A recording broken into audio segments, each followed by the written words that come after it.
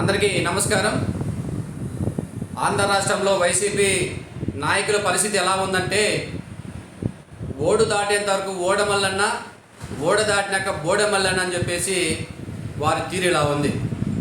ఏదైతే 2018 అధికారంలోకి వచ్చిన తర్వాత బీసీలకు పెద్దపీట వేస్తామని, బీసీల అభ్యున్నతికి మేము కృషి చేస్తామని చెప్పేసి ఆ రోజు వైఎస్ జగన్మోహన్ రెడ్డి గారు 56 బీసీ కార్పొరేషన్లు ఏర్పాటు చేసి నిధులు విధులు లేని ఒక బూటపు కార్పొరేషన్లు ఏర్పాటు చేసి బీసీల అభివృద్ధిని తొంగలో తొక్కేసి ఈరోజు మరి బీసీల గలం పేరుతో ఒక పోస్టర్ రిలీజ్ చేసి ఈరోజు మరి ఈ అసత్యపు మాటలు బీసీల ప్రజలు వింటారని చెప్పేసి చేయడము ప్రజలందరూ గమనిస్తూ ఉన్నారు.